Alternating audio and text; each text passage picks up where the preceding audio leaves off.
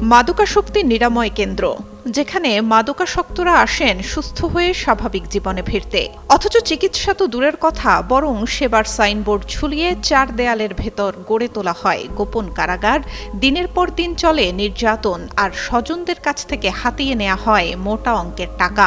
যুগান্তরের এক অনুসন্ধানী প্রতিবেদনে উঠে এসেছে এমনই এক মাদকাসক্তি নিরাময় কেন্দ্রের লোমহর্ষক চিত্র, আর এসব তথ্য দিয়েছেন স্বয়ং বন্দিরাই।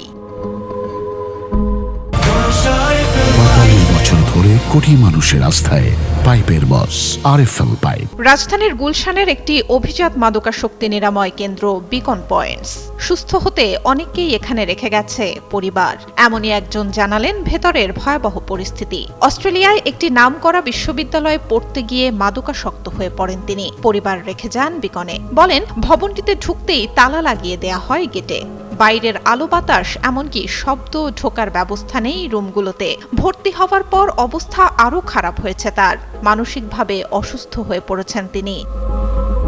শুধু তাই নয়, এই প্রতিষ্ঠানে রয়েছে ক্যাচিং পার্টি নামে এক বিশেষ দল, যাদের কাজ মানুষকে ধরে আনা। শুধু মাদকাসক্তই নয়, ধরে আনা হয় সুস্থ মানুষদেরও।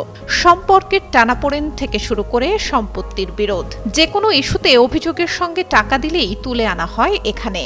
এই ক্যাচিং পার্টি ভালো মানুষকেও মাদকাসক্ত সাজিয়ে বন্দী করে রাখে। এমনই একজন বীর মুক্তিযোদ্ধা ও বিশিষ্ট শিল্পপতি মোহাম্মদ শাহজাহান বলেন, মাদক তো দূরের কথা, জীবনে একটি সিগারেটে টানও দেননি তিনি। সম্পত্তির লোভে ক্যাচিং পার্টির মাধ্যমে ধরে এনে তাকে বন্দী করেছে তারই সন্তান। ডোপ টেস্ট না করিয়েই বন্দী করা হয় তাকে। এরপর শত চেষ্টায়ও মেলেনি মুক্তি।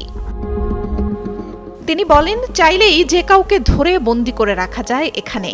নেই থানা পুলিশের ঝামেলা। মাঝে মধ্যে প্রশাসনের লোকজন এলেও তারা অফিসে বসে চা পান করেই দায়িত্ব শেষ করেন। ভেতরের প্রকৃত অবস্থার খোঁজ নেন না তারা। ক্যাচিং পার্টি দিয়ে ধরে আনা 21 বছরের এক তরুণ জানান, এখানে চিকিৎসা দেয়া হয় সামাজিক যোগাযোগ মাধ্যম, স্মার্টফোন ও মোবাইল গেমসে আসক্তদেরও। তবে এসবের জন্য নেই আলাদা ব্যবস্থা। সবাইকে দেয়া হচ্ছে একই ধরনের কথিত চিকিৎসা। পরিত্রাণের আশায় যেখানে স্বজনরা প্রিয়জনকে সঁপে দেন, সেই স্থানই আজ পরিণত হয়েছে অর্থলোভী চক্রের গোপন বন্দিশালায়। দেশজুড়ে 500টিরও বেশি নিরাময় কেন্দ্রের বেশিরভাগেরই একই চিত্র। অনিয়ম ও পৈশাচিক বাণিজ্য বন্ধে এখনই কঠোর আইনি পদক্ষেপ না নিলে থামানো যাবে না সেবার নামে মানুষ বলির এই ভয়াবহ খেলা। সুলতানা সুরমা, যুগান্তর নিউজ।